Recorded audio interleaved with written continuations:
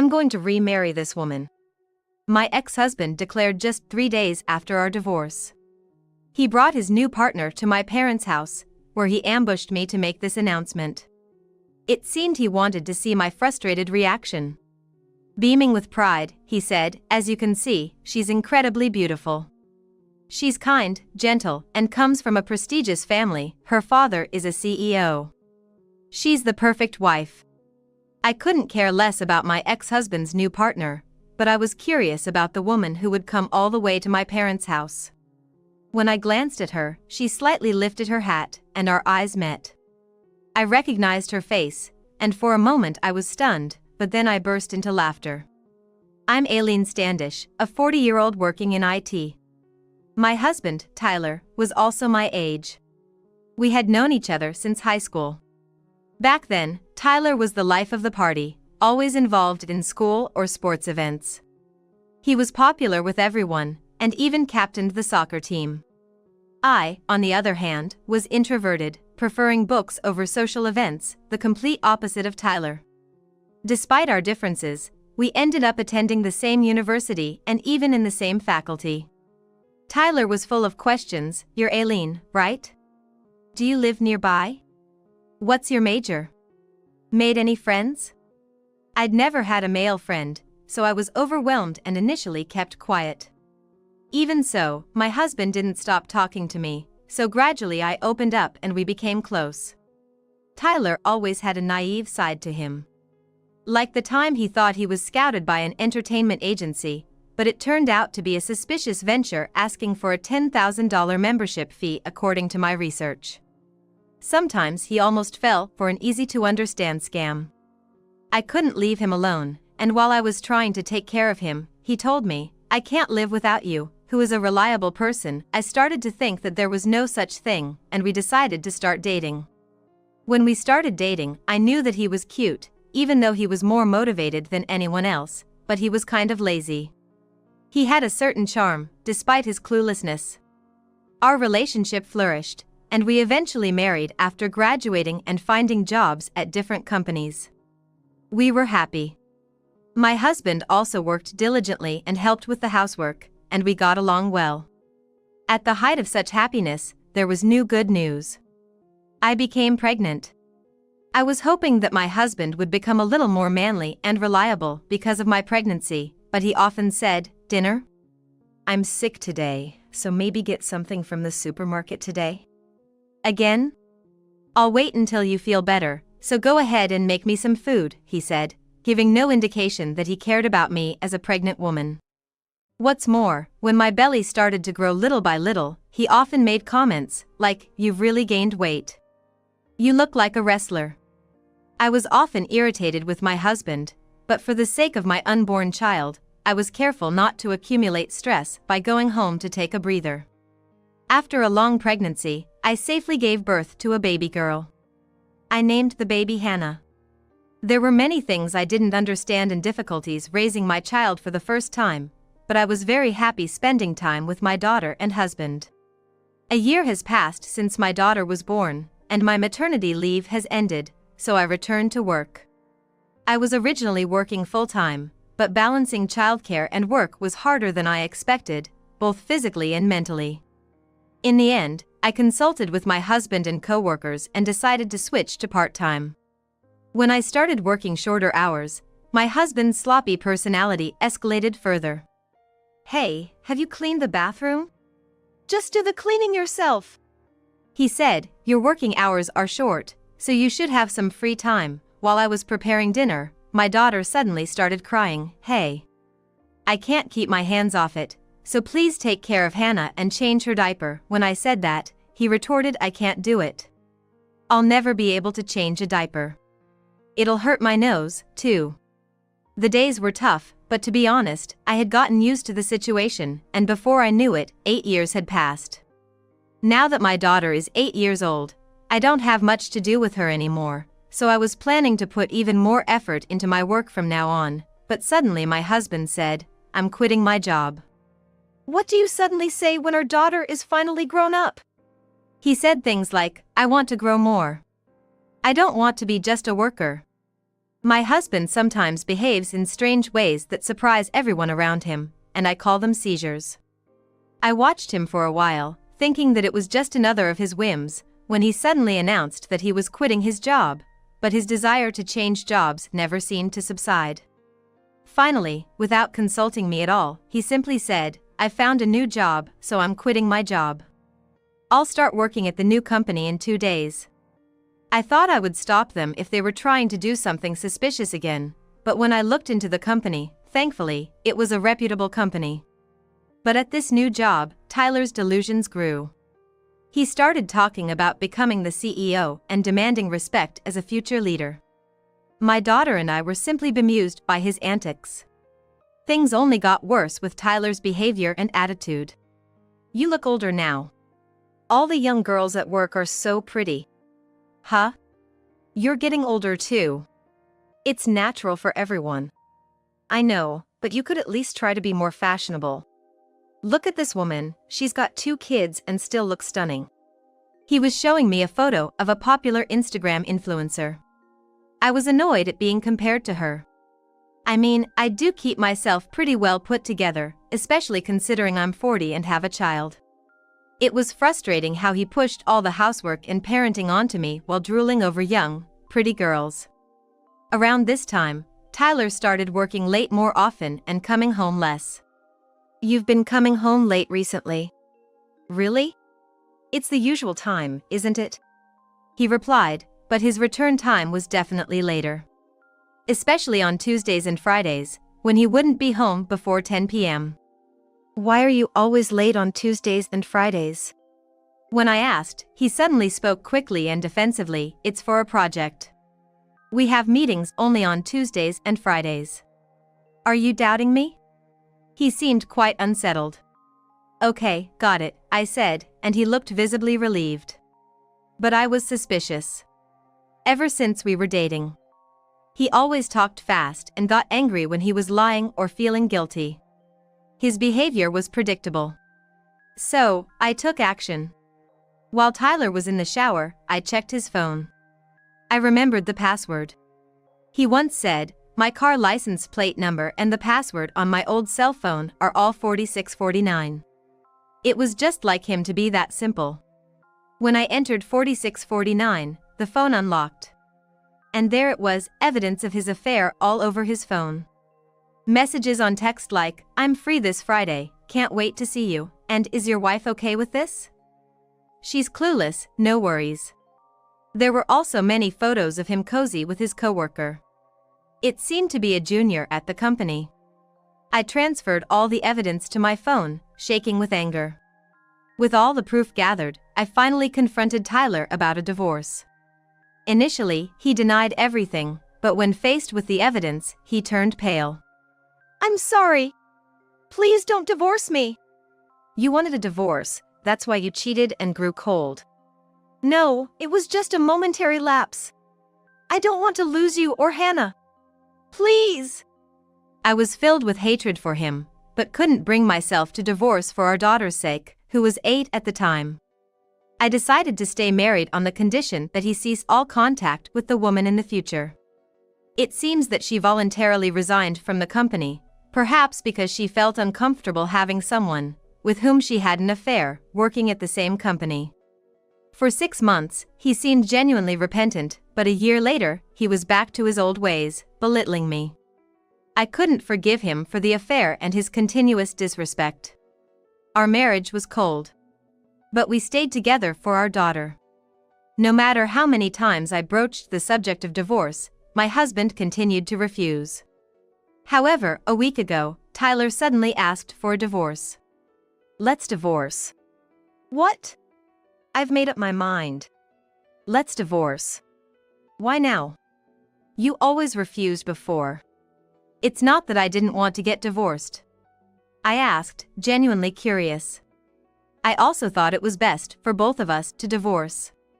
However, he refused to divorce, and he wondered why he had decided to divorce now, even though there had been many times before. "It's your fault. Since my affair, you've changed. You never forgave me, and I'm sick of it." He blamed me. I had indeed never forgiven him. Not just for the affair, but for everything that followed. It's not just an affair. You've been insulting me all this time. I was doing it for your own good. A woman should take care of the house and maintain her looks. You were slacking, so I had to remind you.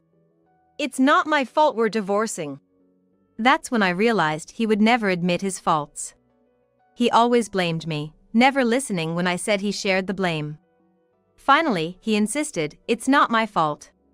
So no alimony or splitting assets, remember that. That confirmed it. Tyler wanted to come out on top in the divorce, insisting it was all my fault. There's something wrong with my husband saying things like this.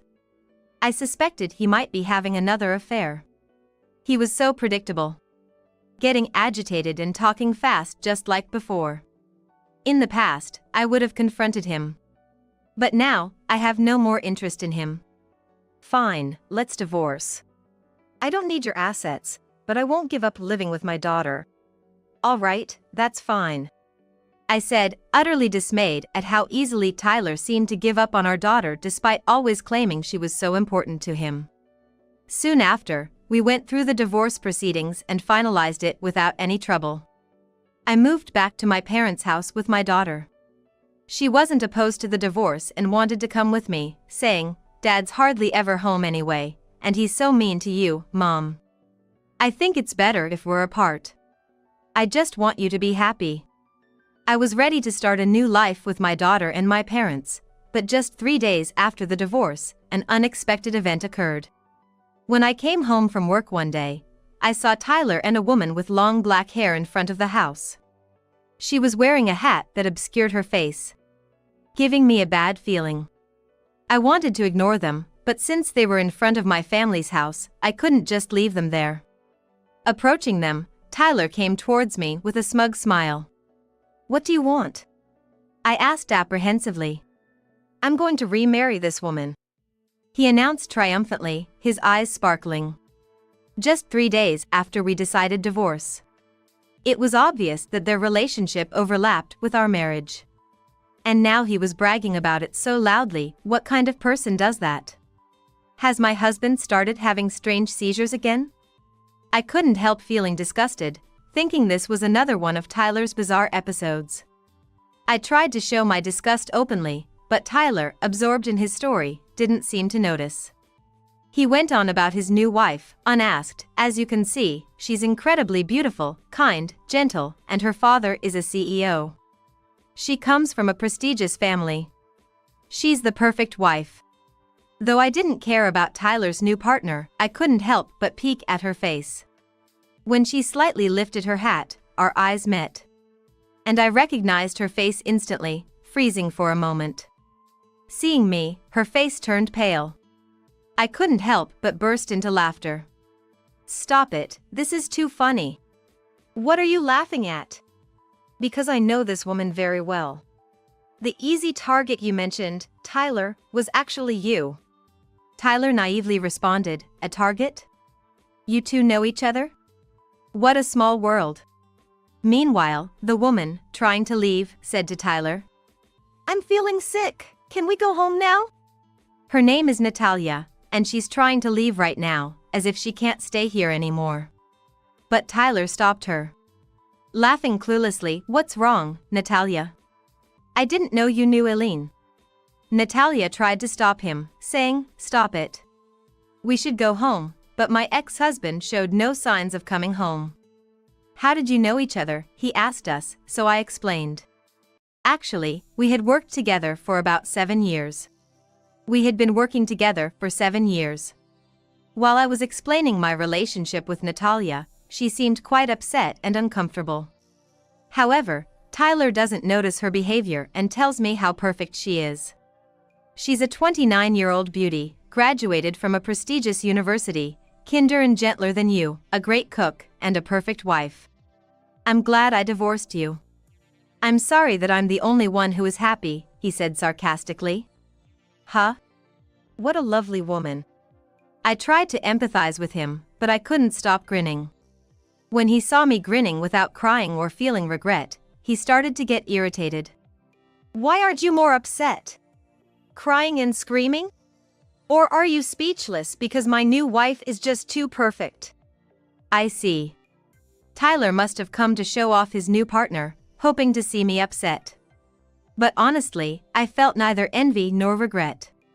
I had no feelings left for my ex-husband, and it didn't matter to me whom he remarried. However, the fact that his new partner was Natalia was just too amusing.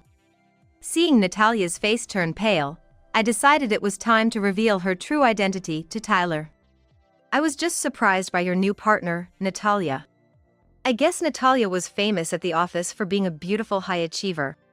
It's no wonder you're shocked that such a perfect woman would marry me.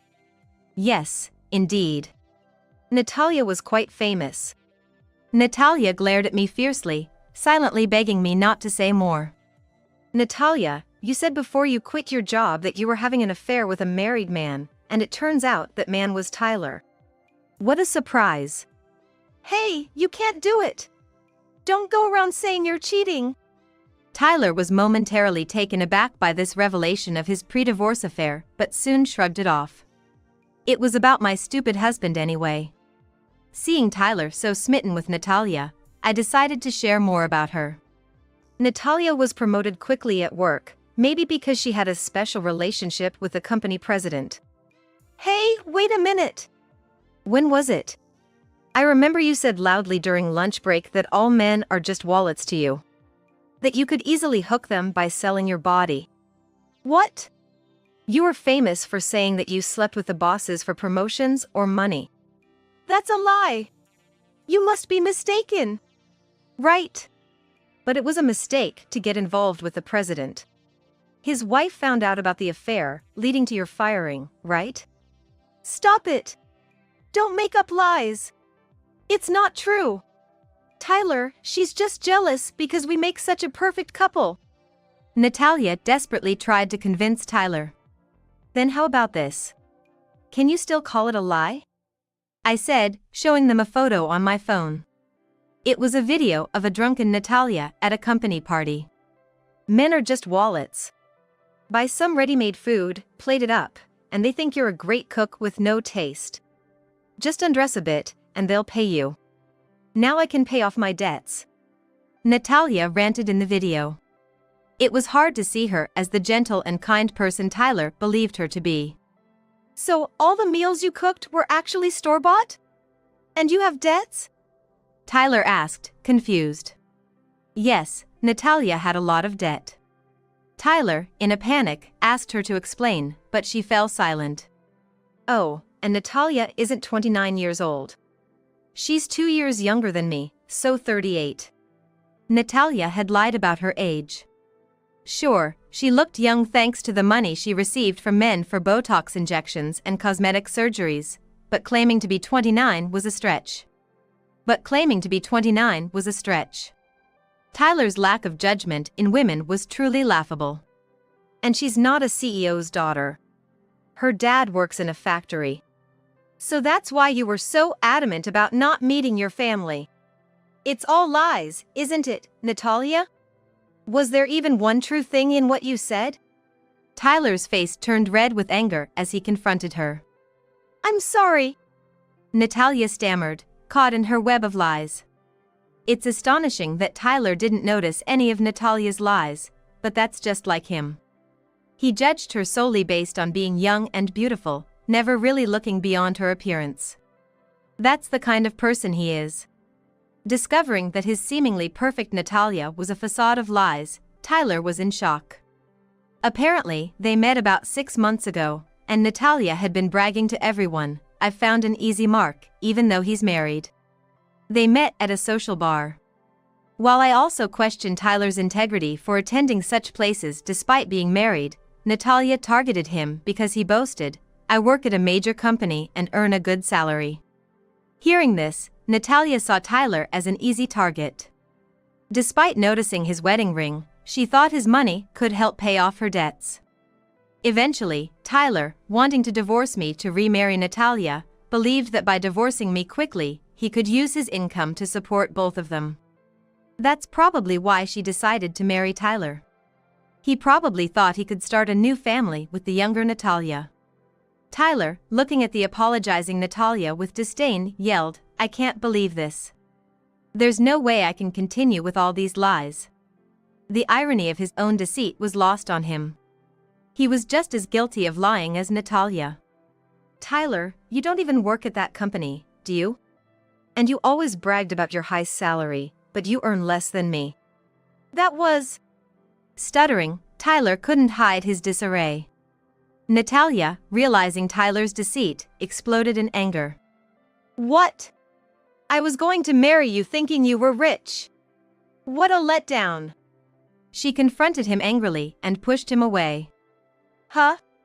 Tyler, stunned by her sudden change, was trembling.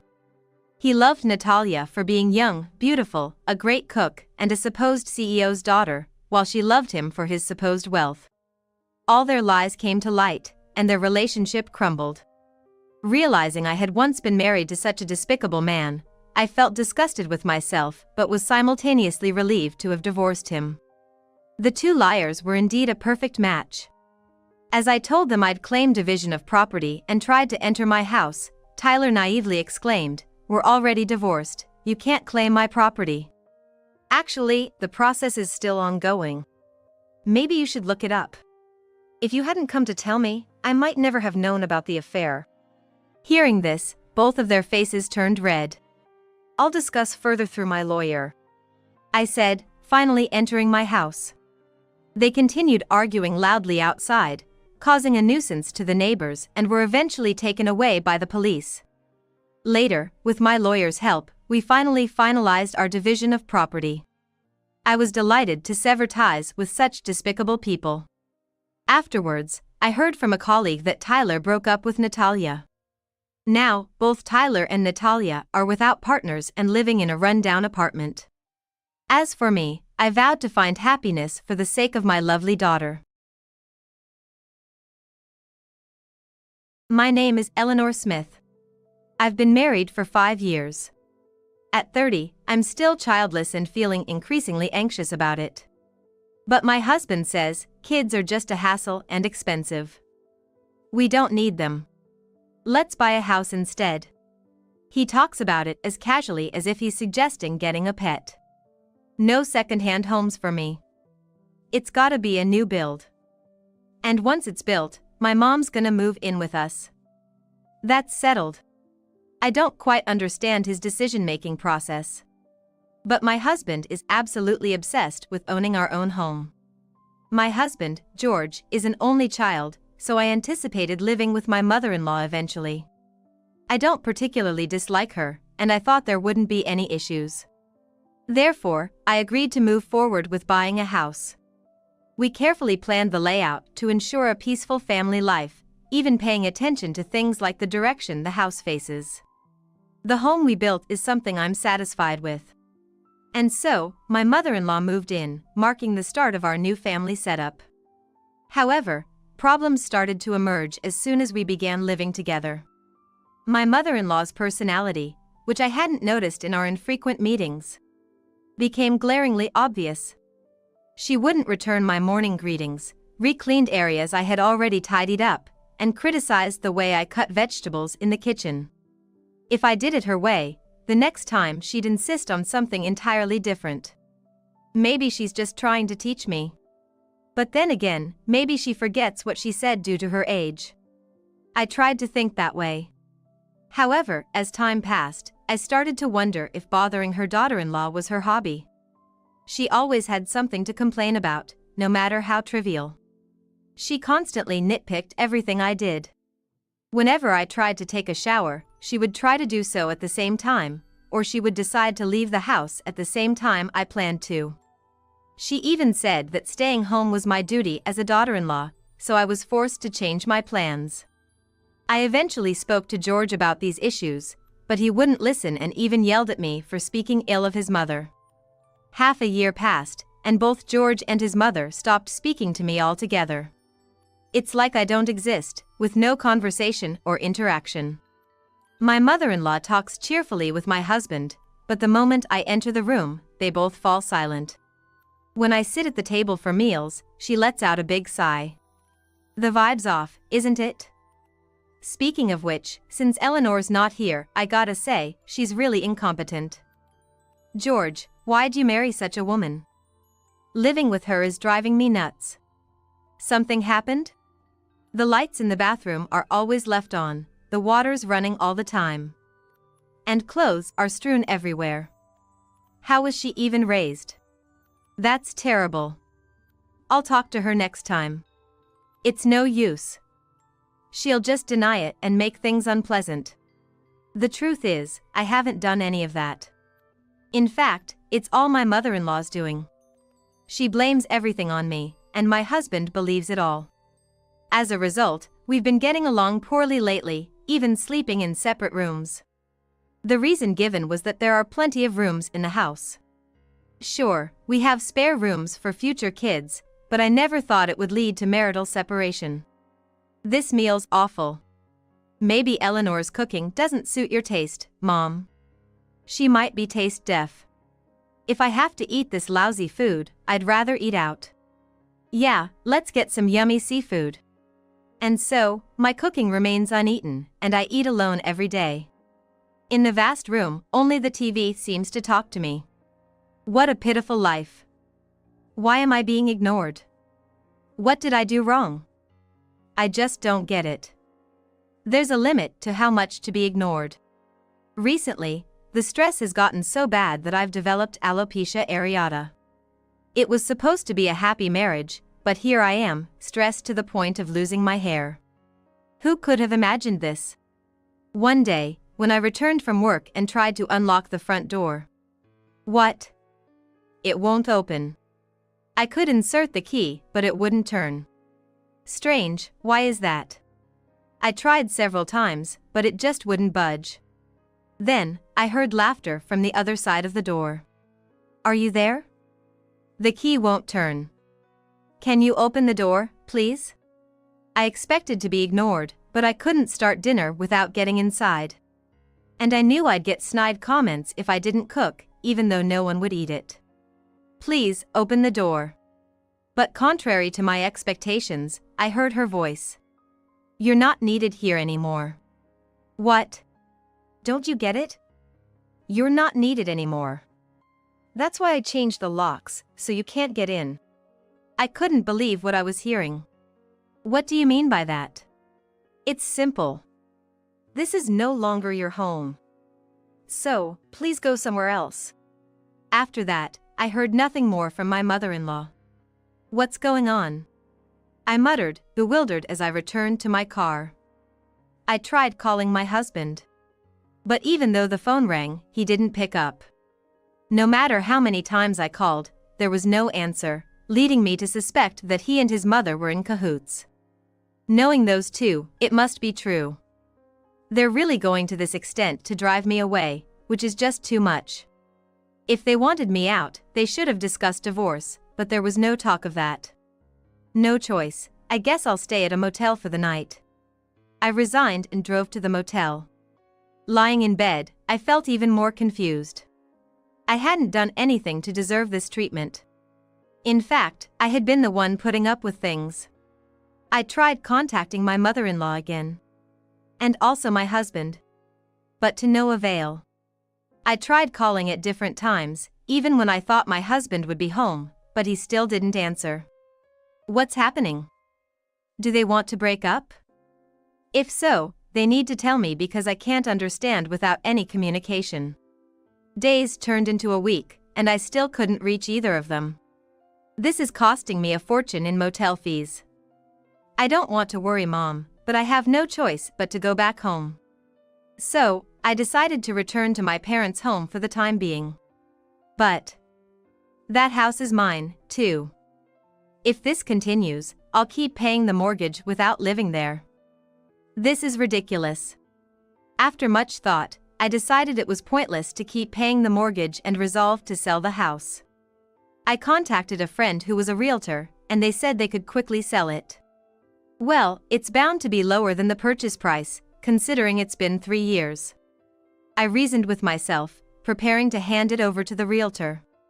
It's not fair to sell the house without telling George and his mother. If they were suddenly told to vacate, they'd be in trouble too. Even though they had done the same to me, I couldn't bring myself to do it when I thought about their predicament. I'll just text them on Messenger, and if they don't read it, then I'll go through with it. I can't keep taking care of everything forever. So, I messaged my husband and his mother about my decision to sell the house, expecting to be ignored. But surprisingly, right after sending the message, I got a reply from my mother-in-law. "What the heck is this? Hi, it's been a while. How dare you say such a cliché?" Well, I couldn't think of any other way. What's this all about? Why are you selling the house? It doesn't make sense to keep paying the mortgage when I'm not living there. You're supposed to pay it, aren't you? Why should I?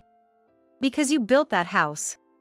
True, but then I guess it's my decision to sell it, right? That's ridiculous.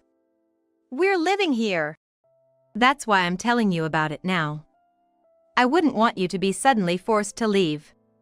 Of course. We'd have nowhere to go if you just kicked us out. I was in the same situation, you know. What are you talking about?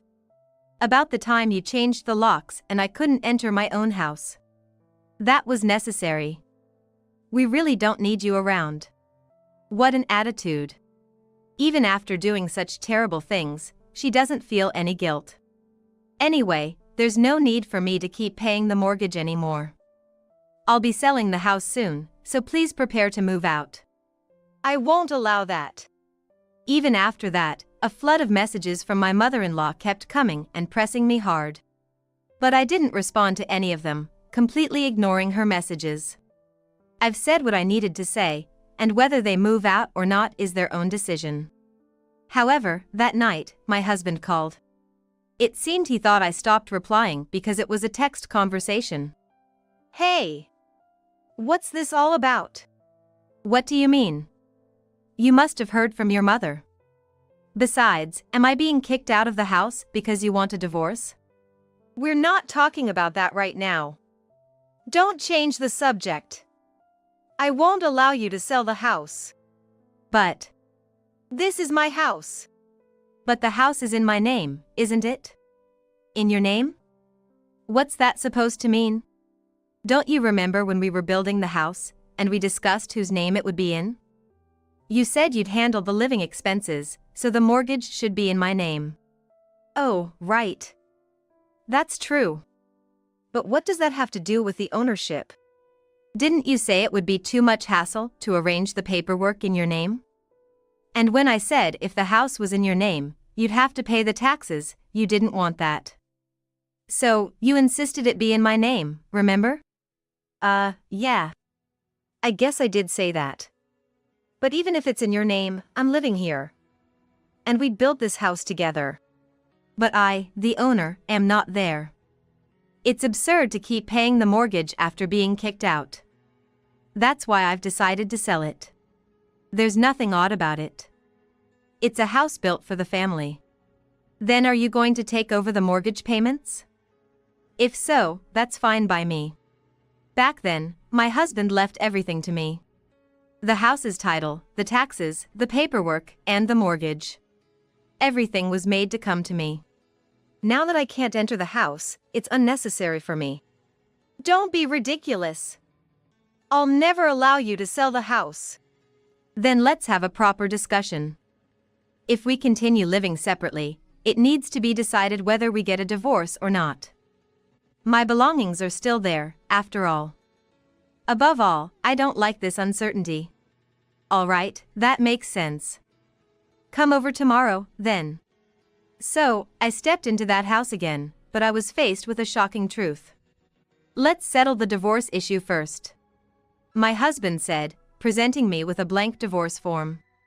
He probably searched for the website and downloaded it. He really intended to divorce. Staring at the divorce paper, I couldn't decide whether to sign it or not.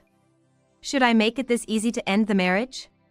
I had anticipated something like this, yet I hesitated. What's the matter? Hurry up and sign it. I can't be married to a woman who does things her own way. I disliked what you said yesterday, and that made me want to divorce for sure. So, it's all my fault, is it? What are you hesitating for? Take it quickly. Yes, hurry up and proceed with it. We don't need a selfish woman like you. That's when it happened. The front door opened, and a woman's voice said, "I'm home." Moreover, she entered the living room carrying bags filled with vegetables and meat. "Oh, do we have a guest?" "Sorry, I didn't notice," she said, noticing the divorce paper on the table and smiling unpleasantly. Ah, the ex-wife. Finally ready to agree to the divorce, right? Excuse me? You not divorcing George meant I couldn't marry him. Right, George. Wait, what does this mean? George always told me you wouldn't agree to the divorce. Of course, that makes sense. At your age, remarriage must be difficult. Clinging to the role of a wife, I get it. What are you talking about? What do you mean, what? You know George and I have been together for 3 years, right? What? 3 years. Around the time this house was built? Since then, George has been asking you for a divorce. But you just wouldn't agree, making it hard for me to marry him. Clinging to this house just because you want it. How greedy can you be? Listening to her, things started to make sense to me. So, you started being harsh to me right after we moved in with your mother because you wanted to remarry with this person. You had a girlfriend? What? You didn't know? What do you mean? George, what is she talking about? Oh, she's just confused. Probably doesn't remember what we talked about. Ah, I see. That's why George was so tired of her. Yeah, that's right. Isn't it, Mom? That's right. George never liked you. So, you all have been deceiving me. No, it's not like we've been deceiving you. It shouldn't matter if she came into the house. You left on your own. Left on my own? You're the one who changed the locks and made sure I couldn't get in. But you still chose to leave. I see. I understand now. I took a divorce paper and put it in my bag. Then, I'll be selling this house. That's ridiculous. This is my house. The divorce has been decided. Since the house is in my name, it's my right to sell it or do whatever I please. No way. Then transfer the title to me. There's something called division of property in a divorce, right? Just give me the house and we can end this. Do you really think you can afford the mortgage on this house? What are you talking about? If you can pay, why can't I? Don't say something stupid. Really? Are you sure about this? Yeah, I don't care. Anyway, if the house stayed in your name, you'd do something bad with it. You're that kind of woman. All right, then. I'll give you the house in the property division, and I'll take the house savings. In exchange, I'll leave the furniture and household items. Well, okay. My husband had no idea how much the mortgage was. He never bothered to check. He didn't care about how much I had been paying each month. And now, with this other woman in the picture. Once this house is gone, he'll likely never own a house again. My husband must have thought he could win over the woman with the house as bait. Once the house is gone, it's clear she will look down on him. That's why, even if he has to give up his savings, he wants to keep the house. What a foolish man. The lowest of the low, he deserves to go to hell. A month later, I received a call from George. To my amazement, he was frantic about the mortgage not being paid. Hey! What's going on? The mortgage isn't paid. What? That's none of my business now. The house is yours. What are you talking about? The title might be mine now, but the mortgage is yours. What? Why would that be? I just asked for the title, I never said I'd pay the mortgage. That's why I asked if you could afford the mortgage. You said it would be easy, remember? What? Is that what you meant? What else could it mean? I asked if you were sure, but now there's nothing you can do. The mortgage. I have to pay it? Why did you think I would be paying after that conversation? How selfish can you be? How much is the mortgage each month? It's $2,000 a month. $2,000?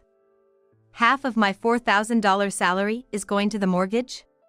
Exactly. How can I live like this? My allowance, her allowance. You give her an allowance? Of course. Of course. I never got an allowance from you. But you were working. Then she should work too, right? No, she can't. She's a natural-born lazybones. I can't ask her to work. Ridiculous. Then you have to figure it out. I'm divorced from you now, so it's not my problem. Don't say that. I'm curious.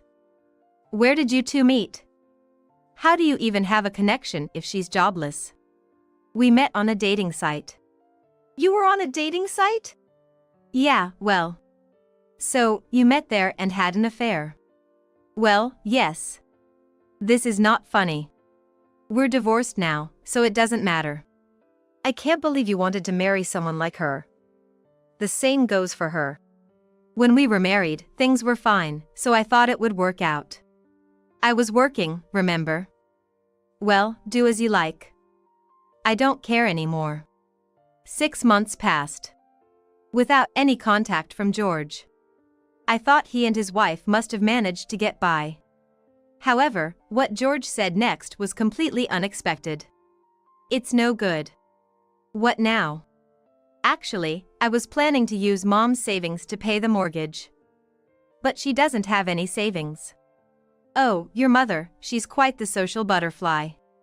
Exactly.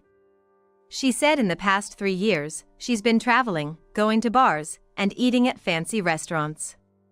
She doesn't have any savings left. I see. When I asked her what she planned to do, she said she thought it would be okay because I was there. I see. When I asked about her pension, it turned out to be just a tiny amount. Maybe you should get your new wife to work? Yeah, I realized this situation was bad, so I asked her to work.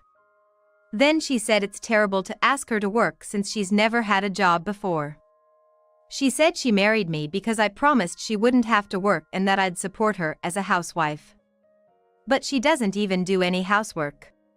Well, she's a cute wife, isn't that enough? She's always fighting with Mom every day. Your new wife fights with your mother? Yeah. In the end, Mom loses and does all the household work. Wow, she even defeated her mother-in-law. That's some strength. Too strong. This is unsustainable. Well, that's what you chose. Don't say that. Please, lend me some money.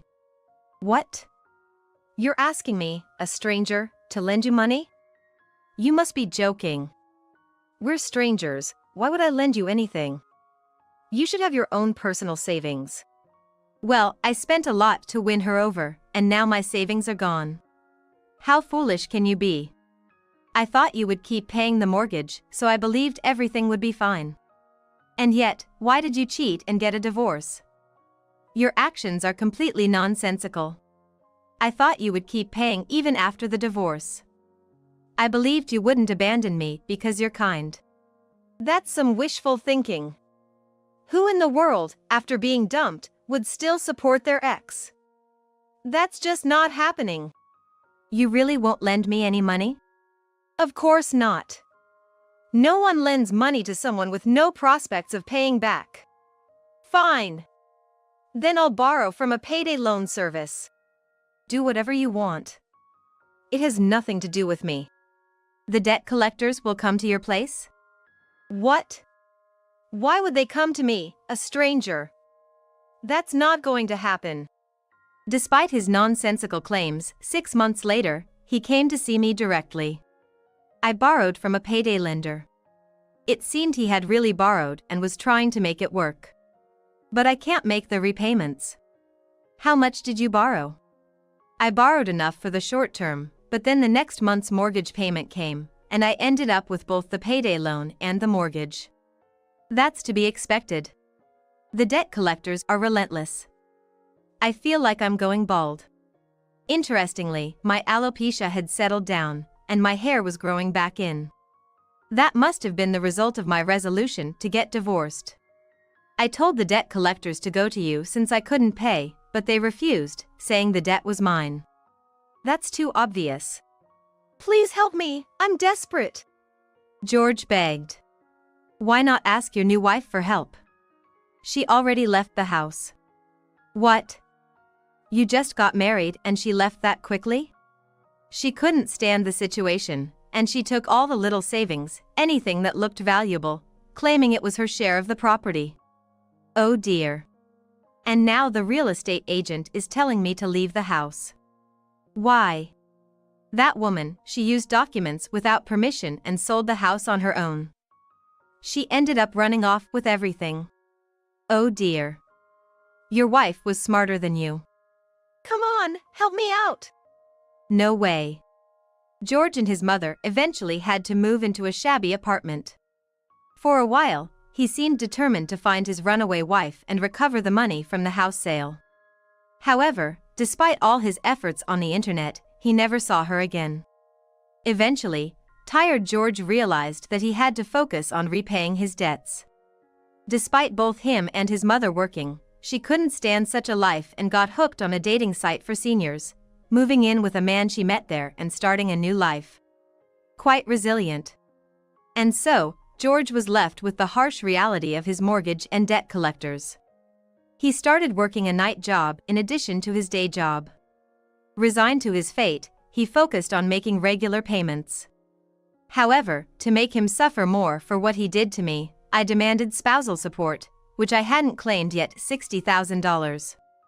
He protested, saying he couldn't pay, but when I threatened legal action through a lawyer, he somehow managed to pay. As a result, his debts increased and he's worn out. It's only fair, considering how much he made me suffer. And me? I'm still working. Vowing not to fall for another foolish man who relies on a woman's earnings, and am currently searching for a new love.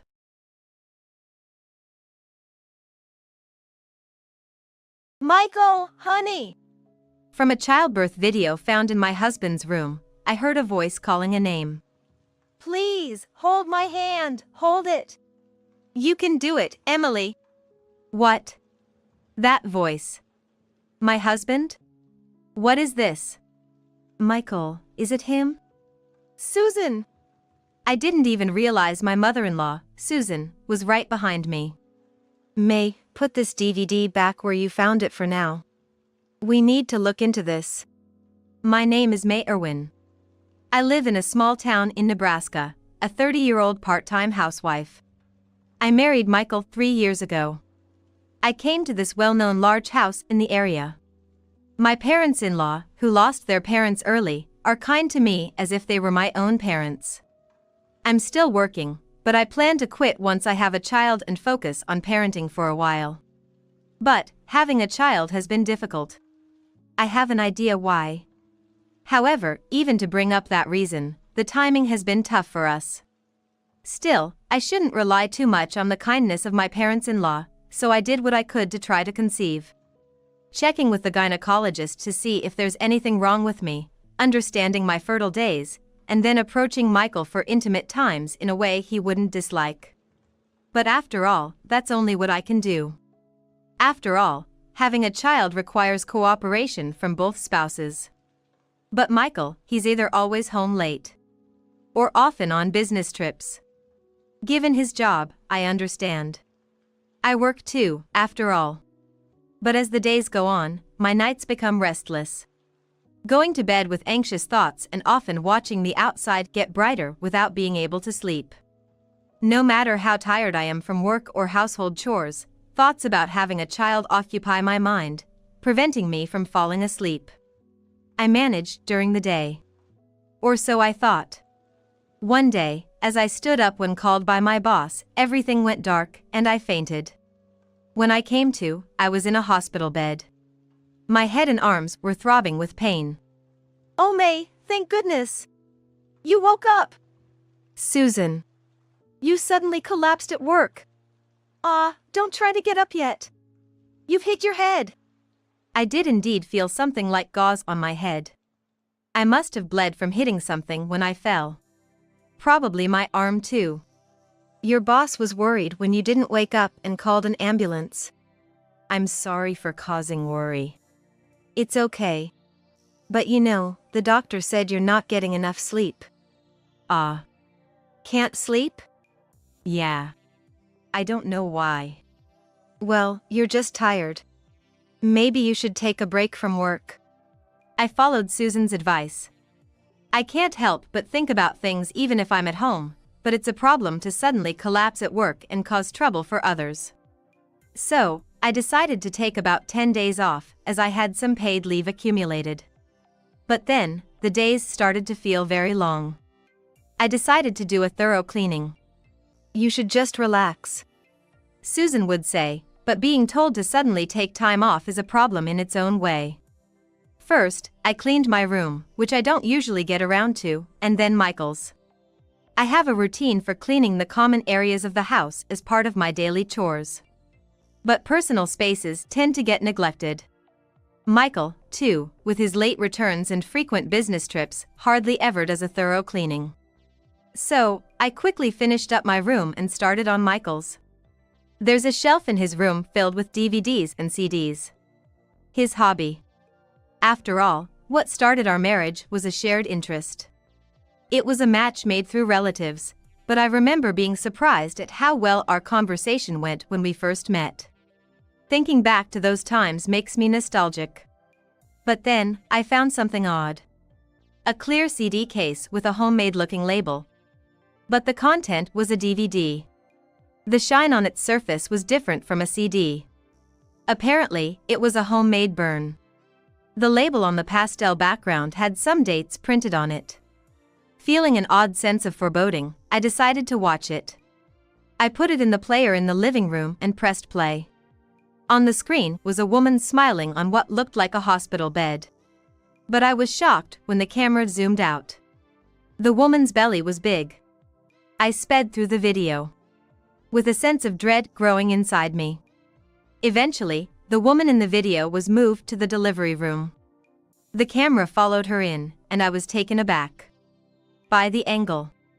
It wasn't just showing the upper half of the pregnant woman and the doctors working hard. It was clearly trying to capture the lower half, the actual birth. I slowed the video down out of curiosity for what I hadn't experienced myself. Then I heard a voice amidst the screams of pain, "Michael, honey. Please hold my hand, hold it." Along with the woman's voice, the screen shook, and a man's voice chimed in. "You can do it, Emily." Michael? That voice? What is this? I was frozen, unable to move as the video continued to play. Now that I began to understand what I was seeing, I couldn't fast forward anymore. Soon there was the sound of a baby. Voices of joy from a man and a woman followed, and the camera seemed to pass to someone else, showing the couple lovingly looking at the child. So, this was a childbirth video. That term oddly kept running through my mind. Then suddenly, I heard a loud noise from behind me. "Michael, is it him?" "Susan!" I hadn't even noticed my mother-in-law right behind me. "May, what is this?" "I found it while cleaning Michael's room." Susan looked disbelieving. But in the video before us, her son was laughing heartily with another woman and a child. This wasn't a dream. It was real. "May, for now, put this DVD back where you found it." "What?" "We need to investigate this." Saying that, Susan hugged me tightly and said, "It'll be okay." After that, I extended my leave and started traveling around. One sunny afternoon, I went to a small park in the neighboring city and approached a woman playing with her child. "Excuse me, are you Amanda Thompson?" Yes. "Who are you?" Amanda looked puzzled at the sight of me and the man in a suit. "My name is May Irwin. Actually, it's about your husband." "My husband? Are you the one he's having an affair with?" "What?" I immediately denied it. Relieved, she invited us to her home. It wasn't appropriate to discuss such matters elsewhere with a small child in tow. The Thompson residence was an apartment near the park. I'm sorry, I can't offer much hospitality. No, it's us who should apologize for the sudden visit. But Amanda, you have suspicions about your husband's affair, don't you? Yes, I can't really do much about it now, considering my situation. She glanced at her daughter playing in the next room. She's a beautiful little girl. Yes, very. Then, for your daughter's sake, I'd like to talk to you about your husband. I know who his mistress is. Really, there is one? Yes, but this woman was two-timing. What? Amanda gasped in surprise. It's hard to believe. I was shocked too. Turns out, my husband's mistress has another man, and she's making my husband believe her child is his. What are you saying? I then explained to Amanda how I investigated everything. I used my savings from my job to hire a lawyer and a private investigator to look into my husband's mistress. Her name is Emily Young. Michael's colleague and my age. She has a son and returned to work while leaving him at daycare. My husband was visiting her under the guise of business trips. How about yours? Indeed, such trips did increase after the child was born. I had them investigate her place for my husband's affair. That's when we discovered your husband was visiting her too. Amanda sighed heavily, looking at the photos I spread out. This is the lawyer I'm currently working with. The lawyer nodded at her. Amanda Thompson, I won't ask what you want to do here. But I want to settle things with my husband. So, I'd like to ask for your cooperation. Cooperation? Yes, I replied. Some time later, a memorial service was held in this house, inviting all the relatives. It was the 13th anniversary of my husband's grandfather's passing. My husband's grandparents had passed away long before I married into the family, and memorial services were held occasionally at this main house, bringing many relatives together. But, well, maybe this will be the last time, Susan said. From now on, they planned to hold such events more privately. Originally, it seemed it was going to be just our family this time too. But my parents-in-law, especially Susan, changed their plans. I followed Susan's instructions and bustled about. In the room, which had been opened up by removing the sliding doors, we arranged low tables and chairs, ordered food, and after the service, all the relatives gathered in the room. On the long table in the room, we laid out food ordered from a familiar restaurant, along with dishes that Susan and I prepared. As the event was from midday to evening, some relatives from far away had booked nearby accommodation. So, there were quite a few people enjoying drinks in between. Around the time most had finished eating, Susan stood before the relatives with a smile and said, "Today, there's something I really want all of you to see." As if responding to Susan's words, I quickly set up a projector and screen I had prepared for the day and closed the blackout curtains. "What's this?" Michael and his father looked puzzled. Then, the screen lit up. That pastel-colored title. What? Michael exclaimed in shock. Mom, May, what are you doing? Ignoring Michael's words, I started playing the edited version of the original DVD, focusing on key scenes where Michael and Emily Sakurai were identifiable. "Hey, isn't that Michael? But why this?" Such murmurs arose from among the relatives. As the screen showed Emily Sakurai thanking Michael with tears, he just slumped to the ground, defeated. That's all. I apologize for showing something unpleasant, but this is vital for the announcement about our family's future that I'm about to make. I wanted to share it with everyone. Susan's voice was firm. Understanding the situation quickly from Michael's reaction and Susan's words, his father asked. "So, is this child his?" "No, it's not," I responded. The relatives all buzzed at once. Not just them, but Michael himself too. "My child, not mine? What do you mean, May?" At that moment, the sliding doors of the room, now a banquet hall, were opened. All eyes turned there. It's his child. Yes, it was Amanda who walked in. Behind Amanda, several men and women could be seen. The room, now darkened after the screening, was lit again. But the next room was dark, and it was unclear who was there. And you are? Michael's father calmly asked Amanda. I'm sorry for the sudden intrusion. I'm Amanda Thompson. And this Mrs. Thompson is. Actually, my husband, Nick Thompson, confessed to fathering a child with Emily Young here, pretending to be Michael Irwin. With that, she and the lawyer she brought with her exposed the two. Michael suddenly stood up and lunged at Emily Young. What's this about, you? Emily Young looked disgusted and turned away silently. There's nothing more to it, Michael. Michael's father pulled him away from Emily. It seems you planned this. Sorry, dear, you tend to be a bit loose-lipped and you're too soft on Michael. That's not true. Well, let us handle this. Right, Susan and May, go ahead. Then Michael's father moved towards his wife. Michael tried to stand up, but his father's stern command, "You stay right there," kept him seated. Then, as if on trial, Michael's father seated Emily Young and Nick Thompson in the cleared space.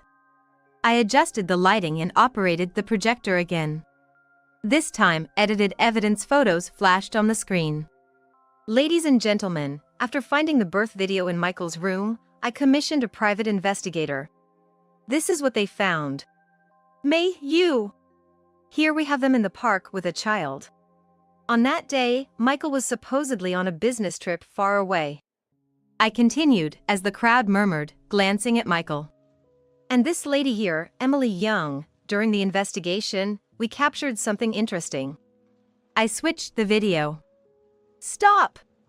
Now photos of Emily Young and Nick Thompson entering and leaving a hotel appeared. Different times and places. So, I contacted Mrs. Amanda Thompson and asked for her cooperation. Cooperation? A DNA test. To determine the father of the child born in the video. Then the screen changed once more. Displayed were charts and graphs received from the testing agency. How did you? Emily Young raised her voice. How did you get my child's DNA? I mean, without anyone knowing. She must have noticed the atmosphere changing around her from the two men beside her. Emily Young glared back at me, trembling. I, on the other hand, stayed completely calm. Ms. Young, you frequent a particular park, correct? What about it? Didn't people often tell you what a cute baby you have? What? I had a female investigator from the detective agency collect your child's saliva. Emily Young's expression changed. Recalling something. When you wiped off the drool while holding the baby, right? Ah. Emily collapsed onto the long table, realizing the implication. And then, I obtained samples from Michael, and from Nick Thompson, provided by Amanda. These were sent to the testing agency. This is the result. The screen showed the probability of each man being the father. While Nick's numbers were significant, Michael's were 0. But, I already knew that. What? How so? Remember, during our premarital health check, they suggested a detailed examination for you due to the possibility of azoospermia? Michael fell silent. Despite my urging, you always dismissed it, saying you were different, too busy. And here are my test results. The screen showed my results, indicating no issues. Our inability to have children wasn't because of me. That was what I wanted to say in front of all the gathered relatives. Yes, that's right. Michael, you didn't want to face the truth, so you avoided the tests. Mom! I took a long time to conceive you. Your father and I both had issues, albeit minor. The relatives murmured. Remembering. But we faced our health issues and eventually had you. And what about you? Pretending everything's fine, fathering a child with another woman. Were you satisfied, thinking you had no problems, and planning to divorce May over this? Susan's stern words left Michael speechless. I'm fine with a divorce, Susan. I won't accept it. May is already our daughter.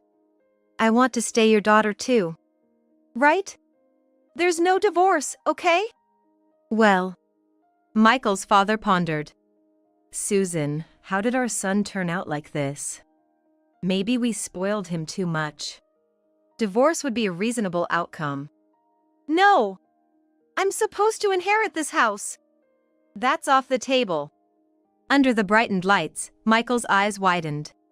It's more likely you can't have children. And after what you've done, leaving the inheritance to you would be unwise. Then, turning to the relatives. We're considering adopting a formal heir eventually. For now, we'll disown Michael and formally adopt May as our daughter. Father! Michael slumped, defeated. The relatives can decide who will be the heir. Susan declared the gathering over, leaving only the involved parties. So, lawyer, I'd like you to handle Michael's disownment, May's adoption, and their divorce proceedings. Later, we'll discuss the heir's adoption, but for now, these matters first. Understood. The lawyer, brought in by Susan, was the family's counsel. Michael seemed to have lost all will to speak. And for Amanda's divorce case, I'll refer it to a trusted colleague.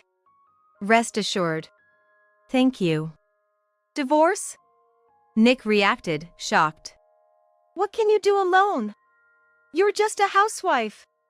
With your alimony and child support, I'll manage to raise our daughter. You can be happy with your child with Emily. Amanda retorted sharply. And you? The lawyer addressed Emily Young calmly. Why did you do this? Did you not think both May and Amanda could sue you for damages? Me pay damages? Emily looked genuinely surprised. Of course.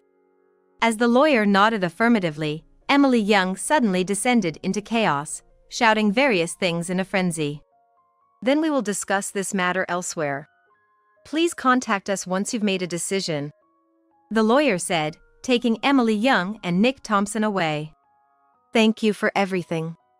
I couldn't have investigated this far on my own. Don't mention it. It's because of your situation that Michael might learn his lesson. We're in this together. Let's hope for some good news soon. You too. Amanda replied and then left. I squatted down in front of Michael, who was leaning against a pillar, lost in thought, and said, This happened because you never took my words seriously from the start. Michael just hung his head in despair. Afterward, as declared by his father, Michael was disowned and left the house. He rented a small apartment near his workplace and continued working. Although the alimony for me was settled through property division, his savings were nearly depleted. There's also the matter of revoking the recognition of the child he once thought was his. It seems he genuinely loved Emily Young's child. So realizing the child wasn't his must have been a tremendous shock. At work, he became solely focused on his job, reportedly developing an aversion to women. Given that his colleagues knew about his ordeal, his workplace became uncomfortably tense. The rumor of being cuckolded and deceived in such a manner is indeed a dishonorable one for a man. Though the financial impact was less than the other two involved, the emotional toll must be immense. If he quits his job, his father's decision to disown him will likely remain unchanged. In a way, this might be more difficult than being cast away far off. When Michael decided to rent the room, I sent all the CDs and DVDs from his old room, not bothering to include a rack for them. I could easily picture those items remaining in their cardboard boxes or scattered all over the floor, creating a mess. On top of the cardboard boxes, I included the birth video. As a subtle form of revenge. Meanwhile, Emily Young is confronting Nick Thompson, demanding he take responsibility and pay child support. Nick, already obligated to pay alimony and child support to Amanda, refuses to pay for a child he never recognized. For Emily, she faces the challenge of paying damages to both Amanda and me while raising her child alone. Her predicament has become known at her workplace, making her situation incredibly uncomfortable. Her attempts to extract money from the men involved might be seen as either resilience or desperation. Hello, I'm coming in. Welcome.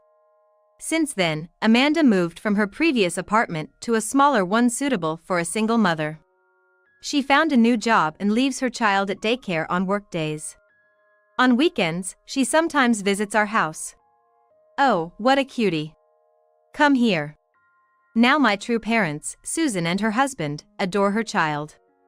Amanda could have returned to her parents' home out of state, but she chose to stay here due to difficulties in finding work and childcare there. Is it too much of a luxury? Not at all. Please, have some tea. In the large garden's shade, Amanda relishes these rare moments of relaxation. For me, dealing with workplace gossip is challenging, so spending time with someone who understands my situation is a relief.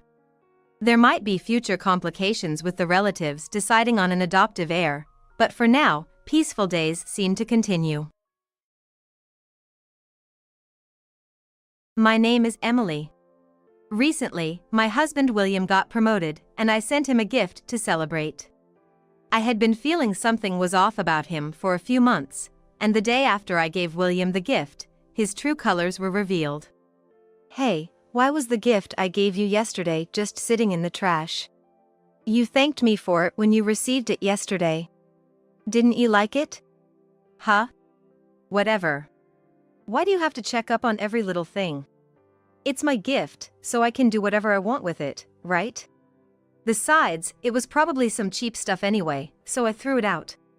So, it looked a bit bulky, but it didn't seem like much. Was it just you trying to suck up because I got a promotion? I really can't stand that about you. I had no idea you thought of me that way. Well, you wouldn't have trashed it like that otherwise, right? But are you sure that was a good idea? Seems like you're the one who's gonna have a problem. You're being too persistent. I said it's fine, so it's fine. The content seemed like paper anyway. You don't mean there was a paper in there worth thousands of dollars, do you? If you're gonna spend money on unnecessary stuff, you might as well spoil me more. Yeah, well, sure. If that's what you think is best. Then, just to be clear, I want you to check what was inside the gift. By the way, you just casually said you can't stand me. Did you mean that, or was it just in the heat of the moment? Man, you're so annoying. I've been saying it all along. Did you seriously think I was truly in love with you? To be honest, I don't need you or our child anymore. I just got married and had a child for social status. Our daughter is already 5 years old, so maybe it's time to live separately. Divorce is a hassle, so let's just live apart. I'm tired of playing the husband and father role. I've made it this far in my career, so I deserve to be free. I'll pay child support, so you guys manage on your own. That's pretty selfish of you, isn't it? Who was it that cried with joy when Olivia was born? Who said they would cherish their family forever? To change your mind so drastically in just a few years is truly frightening. That kind of preaching is exactly what I'm tired of. So, what about the gift's content? It doesn't matter anymore, right? I've already thrown it away. What, you want me to say, oh, it was just some cheap thing after all? That's the kind of annoying stuff I'm talking about. As my wife, you should just listen to what I say. Always contradicting me, saying I'm wrong. Don't you know the phrase respect your husband? You always scold me without considering the time, place, or occasion. Don't you realize that hurts my pride? When I say no to Olivia, it means no for you too. I have to explain it out loud because you don't get it. And about not considering the time, place, or occasion, I do feel the atmosphere. I've thought about staying silent, but everyone's making faces like say something to him. Didn't you feel that? Of course not. What have you been looking at all this time? When have I ever been looked at like that? My promotion is thanks to my hard work and big contracts. It's not just seniority. A person like me wouldn't be annoying to others. You've never really seen me. Oh really? Then you might be happy with what was in the gift. It might have seemed cheap, but it's not worthless to me or you. I can't speak for everyone, but here, open this one. If you still think it's pointless, I'll throw it away. Oh, so you didn't just pick it up. Having two of the same cheap things, huh? Fine, whatever. It's gonna be the same result anyway. We'll see about that. Huh? What's this doing in here? What, you mean the photos of you cheating? Don't you recognize your own face? Let me tell you then. In those photos, you're the one drooling over someone else. And I know it's you. We've been together for at least 7 years. No, that's not what I mean. Why do you have this? This kind of photo should only be known to us. Oh, so you do remember? No, it's not like that. Fine. But seriously, how long are you just gonna stand there? You know the bag with the same stuff is in the communal dumpster, right? Yeah, you're right. I can't stand here chatting with you. I gotta go now. With that, William rushed out of the entrance and headed for the dumpster. But it was already too late. Hey, I will ask the landlord give me back that envelope. I just accidentally threw it out last night, but it actually contains something really important. Look, the landlord's dumbfounded face. He's frozen because you talked to him. See, he's holding the envelope you threw out and comparing the photos of you and the real you. Hey, what the hell are you staring at my photos for? Don't look at me. Give it back, now. That's a terrible way to speak. You're the one breaking the rules, yet you're taking it out on the landlord. Can't believe this. And aren't you embarrassed, making a scene on this busy street? Me, embarrassed? That's none of your concern anymore, right? After all this, you're still worried about me? You shouldn't care about me anymore. A normal person wouldn't do what you've done. Yeah, well, a normal husband wouldn't cheat so casually either. And I think a normal husband wouldn't just throw away a gift from his wife, right? You're the one who strayed from normal first. How can you make it sound like I'm the bad one? Are you nuts? You weren't like this before. You used to be kinder, more considerate. Why did you become so cold? Hey, I never thought I could be this cruel either. But if you think about it, you'll know why. Maybe things would have been different if you had thought about me a little more. So, what, you just want to make me the bad guy? Have you ever thought that maybe you're the reason I had to do this?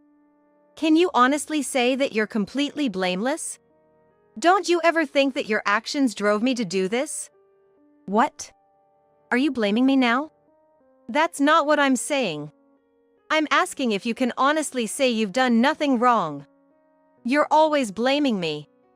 Doesn't Emily have any faults? But I'm the one always getting yelled at, always feeling bad. Don't you think that's unfair? This is a completely different matter. And you know, trying to make me the bad one? You're the one at fault here. Why did you do this? What about me didn't you like, especially when we have our child?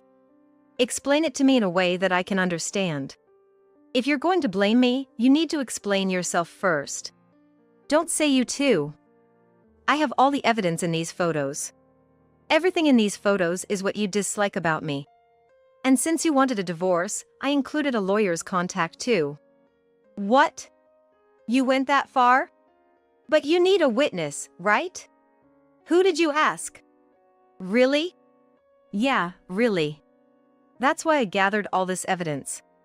You're unbelievable as a human being. Huh?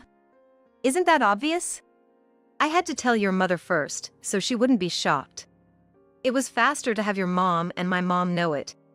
Unbelievable. You're not even thinking about what happens to me. I hate your selfishness. Now I have nowhere to go back to. You've just been gathering allies for yourself. Have you ever thought about what happens to me next? Why should I think about your future? You're the one who did this without thinking. Why can you just shift the blame onto me? You created this situation. And yet, why am I the only one getting blamed? Oops, it's time for me to go to work. In this situation, how can I go? Think about it. Let's go inside. It's weird to talk about this here. Let's go inside and sort this out. Why? We've come this far, why go back inside? Let's talk here. There's nothing else to talk about, right? All the evidence is here. There is the lawyer's contact. All that's left is for you to agree. It's the natural outcome for you. You wanted a divorce from the start, so just agree happily. Why worry? Just go inside already. What happens if we don't? Is there something wrong? No, not exactly, but… Then let's just talk here. It's not like it's too cold or hot. All you need to do is agree to divorce amicably. It's not that hard, is it? If you're thinking we can talk this out and rebuild, you're dead wrong. I have no intention of getting back together with you. Honestly, I don't even want to breathe the same air as you inside the house. Talking out here is all I can handle. I've been holding back all this time, so read between the lines. Stop talking nonsense and let's go back inside. Stop making a fuss. Just listen to me. Looks like your ride is here. Look behind you. Good morning, William. Huh? Mary? Aren't you going to say hi? She's calling your name. Huh? Emily's here too? Good morning. It's trash day today, isn't it? Can't forget about it. When I start living with William, I have to follow the rules, right? What? Yeah, Mary. The landlord here is strict about rules. If you don't follow them, you'll get scolded. Right. I'll be careful. But why have you been silent all this time, William? I came all this way. Aren't you going to hold my hand and say good morning like usual? What's this? Mary, how do you know Emily? I was planning to keep quiet until you were officially divorced. But Emily said the divorce is happening soon, so maybe it's time to spill the beans. Emily's your neighbor, right? When I posted on social media, hoping you'd get divorced soon, she reached out to me. Since she lives next door, she offered to help with the divorce. So, I sent her pictures of us together, even your sleeping face, loads of them. Ever since Emily told me, I've been looking forward to it. You two talking here means you've heard everything, right? Why? That's how it is. I've known who you were all along. This girl openly posted your face on social media, even wishing for a quick divorce. I've never seen someone so lacking in literacy. But maybe that worked in my favor. What? What are you talking about, Emily? Explain it to me in a way I can understand. What's literacy? What worked in your favor? Mary, it looks like the divorce is going to happen soon. Once this guy agrees the divorce, we're all set. Wow, Emily, that's amazing. I never thought you could make the divorce happen so quickly. Come on, William, you said your wife is boring and only cares about the child. I'm cuter, younger, and her selfishness is adorable as you said. Hold on, Mary. If I were your husband, I'd have dumped a wife like that in a heartbeat. If I'd been William's wife from the start, I wouldn't have let this happen. I was disappointed when I found out William had a wife, but I was happy when you asked me for private lessons. You prefer me, right? Every time we meet, you say you like me better. So why won't you agree the divorce? Please, just stop. Why? You said you'd marry me once you got promoted. You said your salary would increase and we could still have kids. I've been waiting for almost a year. My birthday is coming up. If you plan to propose then, divorce her quickly. I absolutely don't want a half-hearted proposal from a man who's still married. Look, Mary's saying it too, so just agree it already. Mary won't wait forever, you know? A younger, prettier face is better, right? Mary will get older too, and it's better to have kids sooner rather than later. Right? Emily agrees. Look, she's saying it too. You've grown apart from your wife, haven't you? I heard your daughter is already 5. Your wife can manage on her own. She's a nurse, right? She'll be fine. Here, this is the divorce papers with your wife's name. It might be easier for you to make up your mind, Mary. Why don't you have William check it? Wait. Okay, here you go. William, huh? What's wrong? The wife's name is Emily. Wait, what? Emily is William's wife? They have the same name? Stop it! Enough already! What? What's going on? What's happening here? Watching the two panic, I couldn't help but burst into laughter. That was too funny. Why is Emily laughing? What's so funny? Hey, Mary. You still don't get it? Huh? What? You're beginning to understand but can't put it into words, right? If you say it out loud, you'll have to admit you were deceived. I've had enough. Tell me. What have I been deceived about? I'm not just the woman next door, I'm his wife. The unattractive, old lady who only cares about her child. The wife you've been mocking all this time, that's me. No way! Didn't you find it strange at all? Why would a neighbor help with a divorce? Collecting photos, what did you think that was for? Didn't you question it even once? Wait. How could I have suspected that? I trusted you completely. You chose to trust blindly. Sure, I lied, but you believed it. I never thought it would work this well. I even wondered if you'd take me seriously at all. You both must have thought you had me fooled completely. Thanks to you, I collected the kind of photos William had. You didn't think such photos existed, right? Since they came from the person involved, of course, I knew. That's awful. You tricked me? Sounds terrible when you put it like that. But, well, you two are more reprehensible. Who cheats on their spouse knowing they're married? Thankfully, there's a system for people like you. I'll gladly use it. Don't mess with me. What you did is the worst. Lying so casually. You just said it, right? It's wrong for children to lie, but okay for adults. You teach Olivia not to lie, then what about you? You're doing the opposite of what you preach. You can't possibly think it's only okay for you. Of course not. I know I'm in the wrong too. But this was the only way. Olivia understands that. Plus, as I showed earlier, your mother and my mother know too. That's what's so annoying. Oh well, it doesn't matter anymore. Look behind you. Huh? Mom? William, you better brace yourself. And with that, William's mother-in-law appeared from behind and slapped William's cheek. Ow! Your pain will heal if left alone.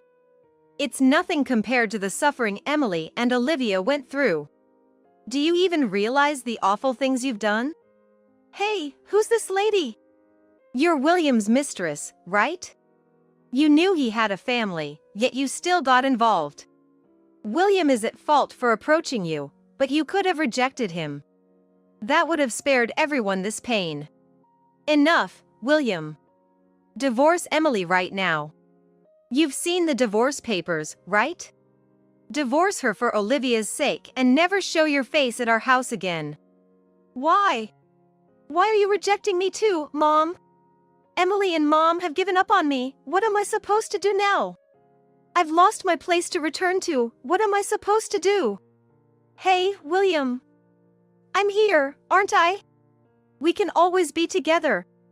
So just divorce your wife quickly and let's be together. Shut up. It's all your fault for flirting with me in the first place. I was fully aware I had a family.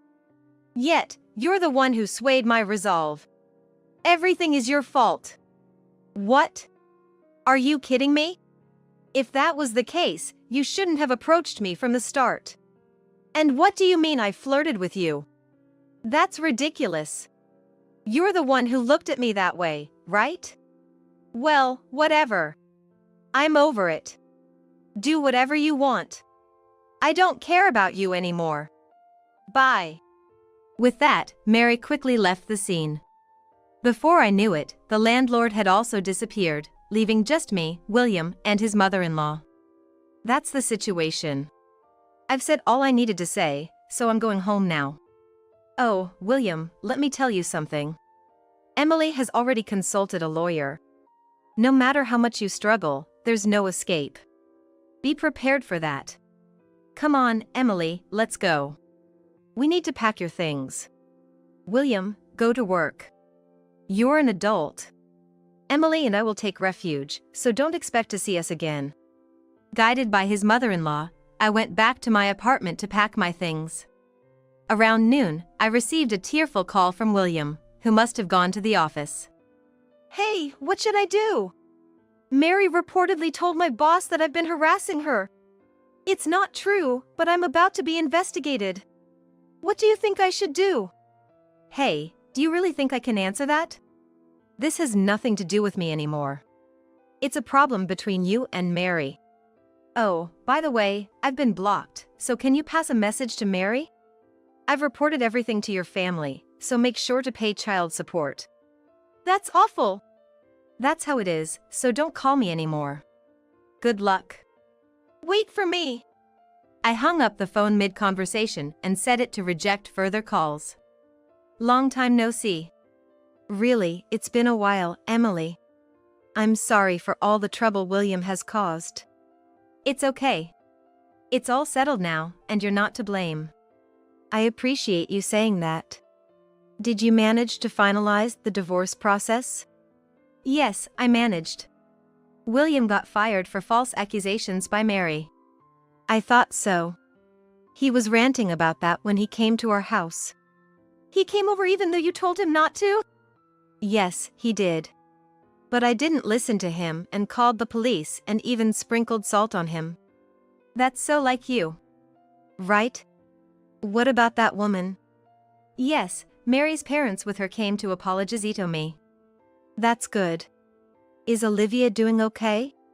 Thanks to you, she's doing fine. She's managing well even without William. Recently, he's been away a lot, hasn't he? I wonder if Olivia even cares? I think so. Towards the end, she didn't even ask about her father. That's terrible of William, making his daughter feel that way. He used to be a good father, but what can we do now? I plan to live my life facing Olivia properly. I'm sorry for the trouble. But I'm relieved we can meet like this occasionally. If you ever have any trouble with Olivia, let me know. I'll help however I can. Thank you. Olivia still sees you as her beloved grandmother. I'm a doting grandmother, after all. Occasionally meeting with my mother-in-law like this, we share updates and live happily.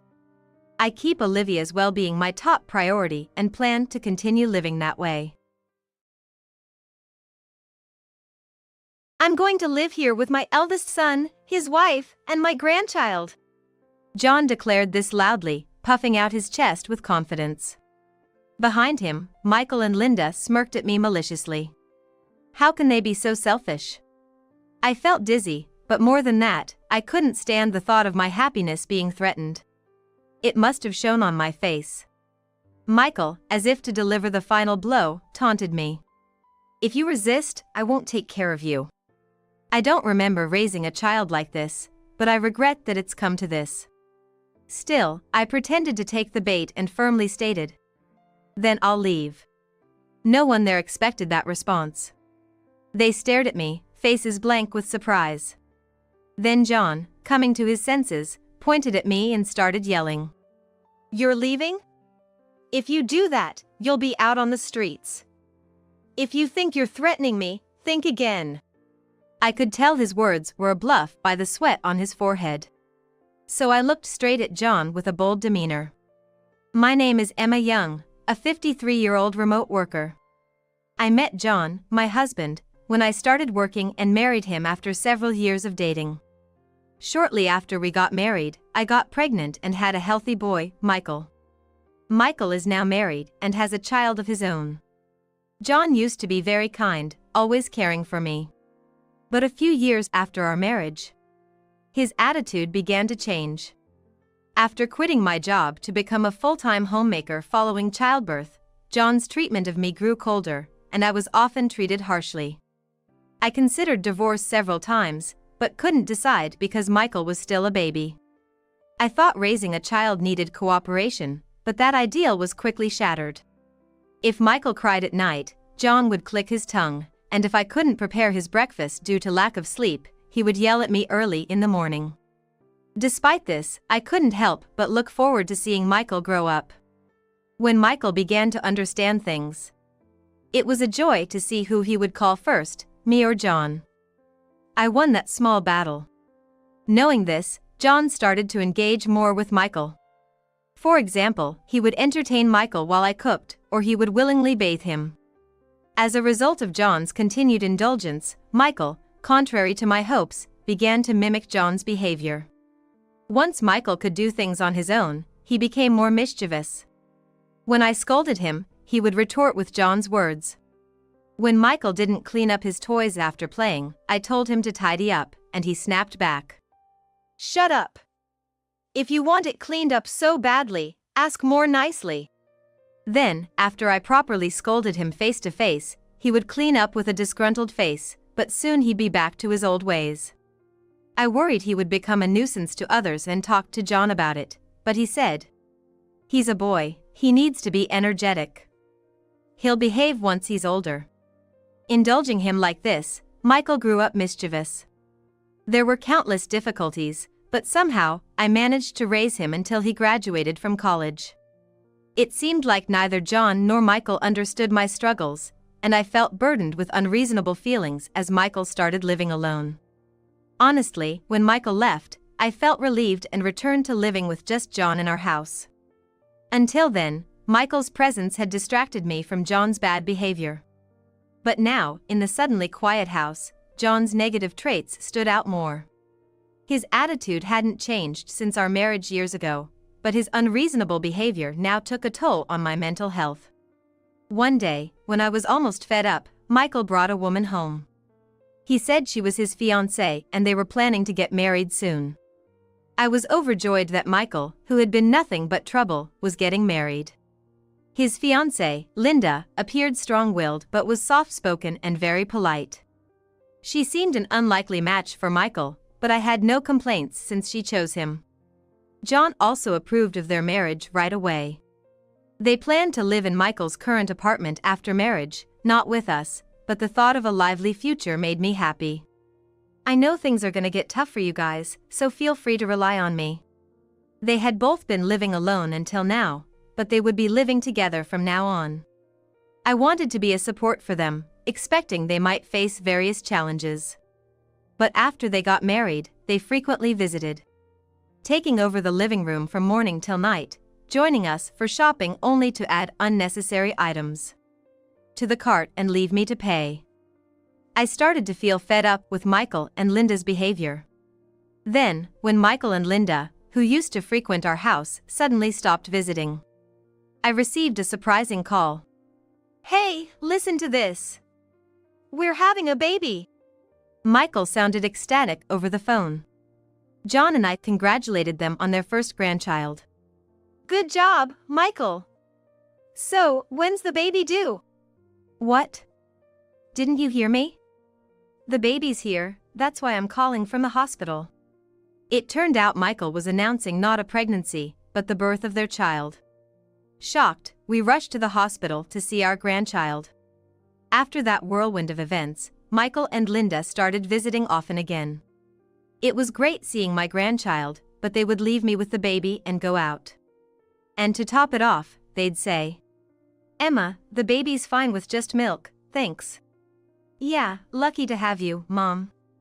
It's great to have someone to leave the baby with when we go out. They'd laugh as they left me with the baby. Actually, I had started working from home around that time. When Michael brought Linda over, I proposed to John that we leave this house. "What are you talking about? If we do that, where will we live?" John complained immediately, but I quickly countered with a new proposal. "Let's build a new house. Don't worry, I'll also work from home. My parents are getting older, and I'm thinking of living with them. Let's give this house to Michael and Linda, and we can live in a new one." Living together would mean we'd need a house of a certain size and layout, but I convinced him that by combining his income and mine, we could reach our goal. Reluctantly, he agreed, and I began working from home right away. Even when I was tasked with caring for my grandchild or dealing with John's unreasonable outbursts, I never missed a day of work. During these times, the moment finally came to realize my dream. John, albeit reluctantly, agreed to save money for a new house to live with my parents. He wouldn't cooperate unless I pushed him, and I faced more unreasonable behavior. But reaching our goal made all that seem insignificant. John, we've finally reached our goal. I'm going to see my parents now to discuss moving forward. I had been talking to John about the new house, but now I could have a proper discussion with my parents involved. Leaving a grumbling John behind, I headed to my parents' place.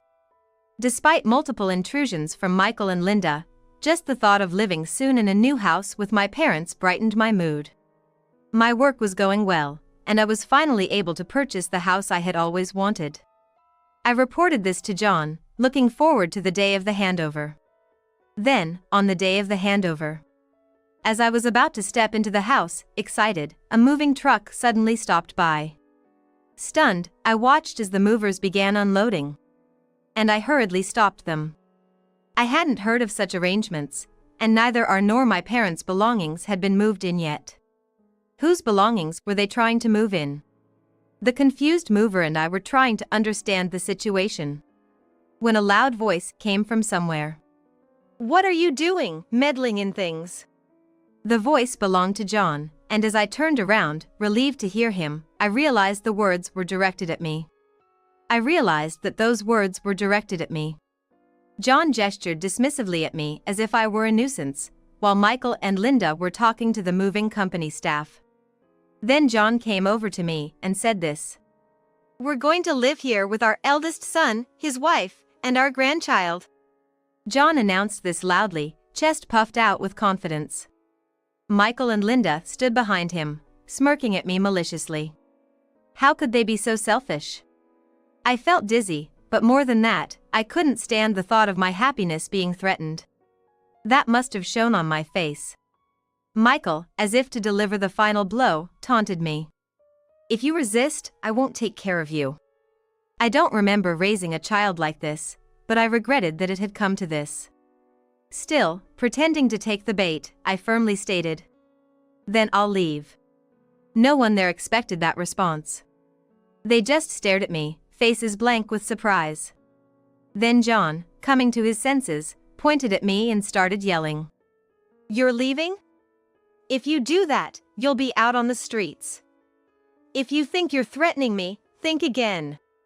I could tell his words were a bluff by the sweat on his forehead. So I looked straight at John with a bold demeanor. However, my attitude was in vain, as John smirked, regaining his composure. "That's right, exactly. I'm supposed to be the owner of this house. Wasn't that the agreement?" Indeed, the new house was in John's name. But the purpose of building this new house was to live with my parents, and there were supposed to be other conditions too. Yet, why does John feel so entitled? When I first discussed building a new home with living with my parents in mind, John naturally brought up Michael. Going forward, it's Michael and his family who will live the longest.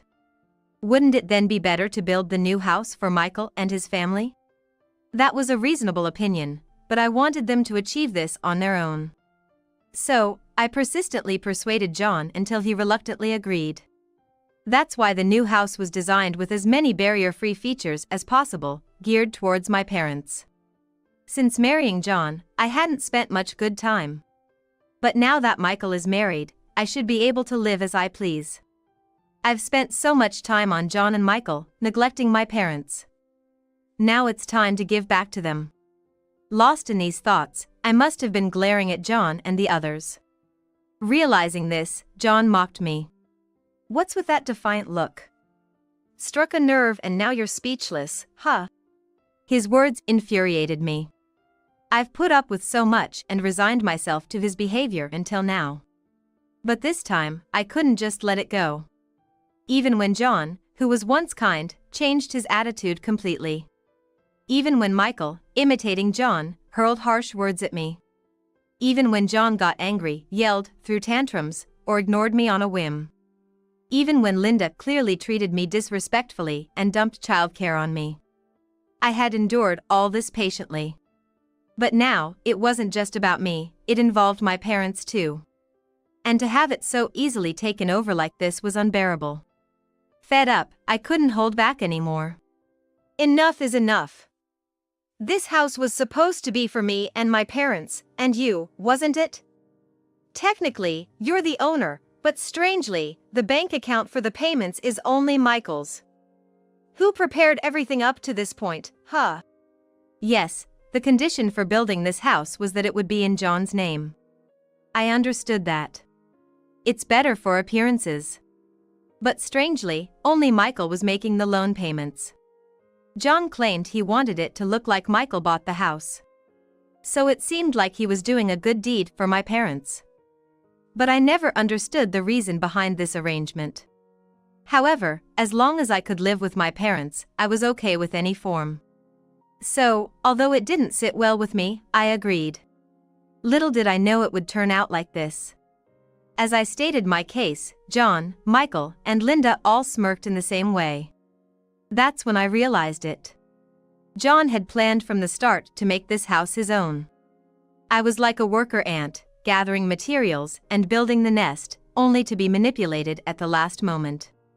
When the house was completed and it was time to move, I realized this and snapped. Then, I presented John with the divorce papers I had kept hidden for years. I had prepared them over a decade ago, when Michael was in high school and away at a sports camp. John and I went out to dine, having the house to ourselves for a change. During the meal, we bumped into one of John's colleagues and had a bit of small talk. When the colleague tried to excuse himself, hurrying the conversation, John said something awful. "Don't worry about it. Eating out with her is just boring, but I'm the kind husband, playing along. We don't even have a reservation. Maybe I'll send her home and go for a drink. Can't stand looking at her old face." John's colleague left with a forced smile, clearly uncomfortable. I was shocked by the verbal abuse thrown at me in public. Pretending nothing happened, we continued the meal, but I couldn't even remember its taste. The next day, I went to the office to get a divorce form. When I showed it to John, he was momentarily surprised, but then smirked. "Nice preparation. You know your stuff. Oh, finally realizing your place, are you? Thought you'd understand sooner, but glad you made it this far. And to think you understand you're disposable, how smart of you." "Exactly. You really get it, Mom. Keep working and pay for our house, okay?"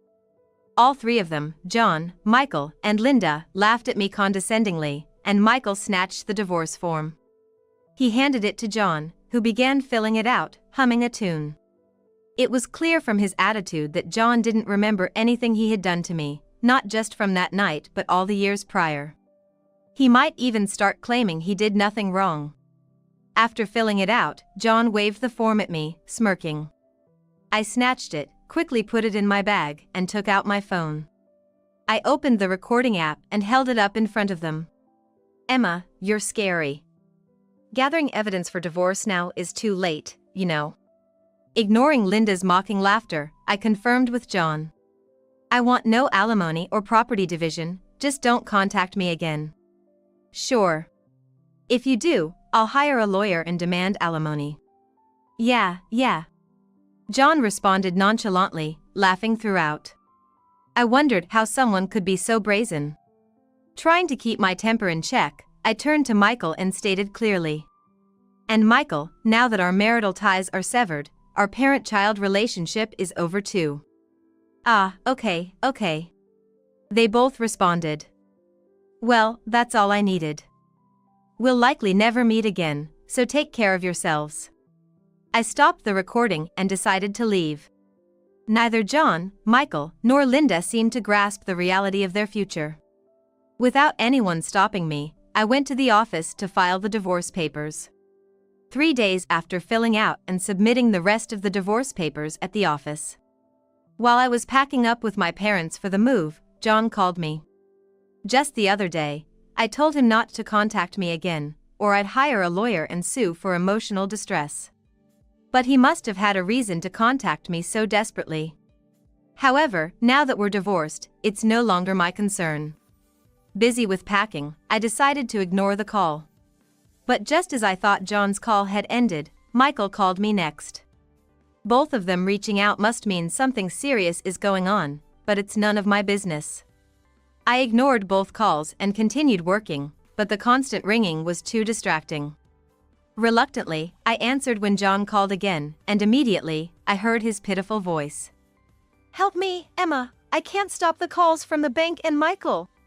With that one sentence, I understood what John and Michael were going through and sighed in exasperation. I answered wearily. I don't know anything about that. It's no longer my concern. John shouted back at me in a voice as loud as he could muster. You heartless woman!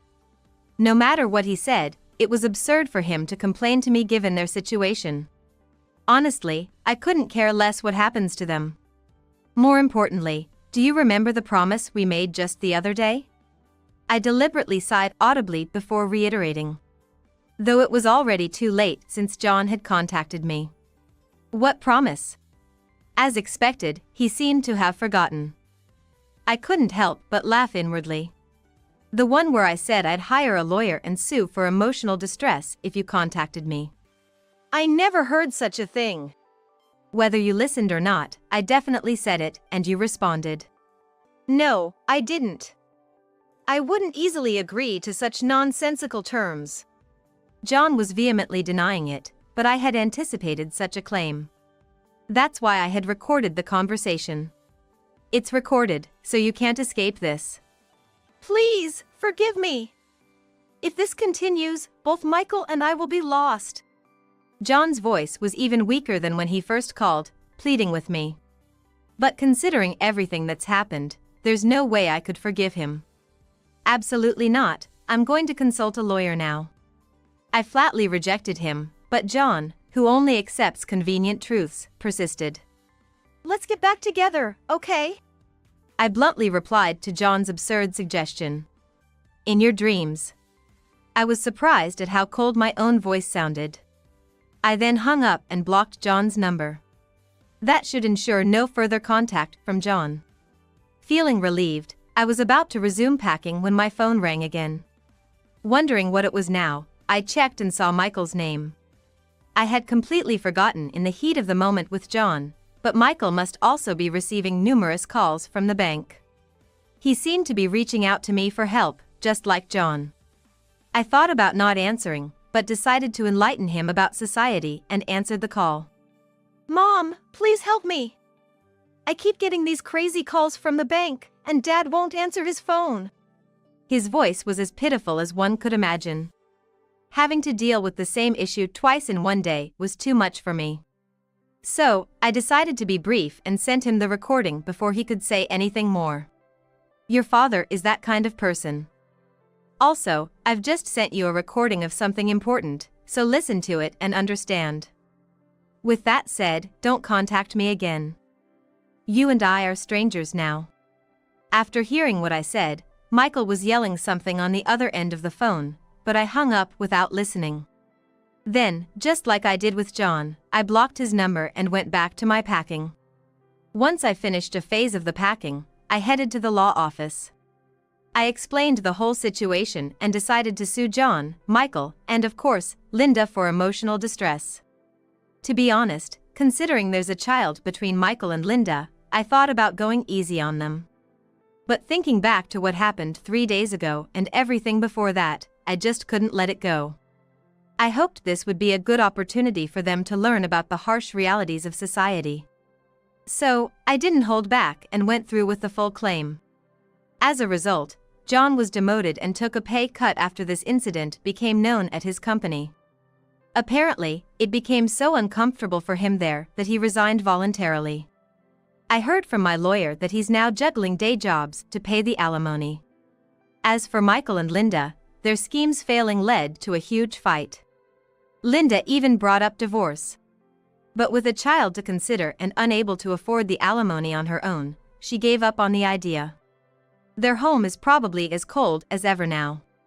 I couldn't help but laugh, thinking they didn't have to follow in their father's footsteps so closely.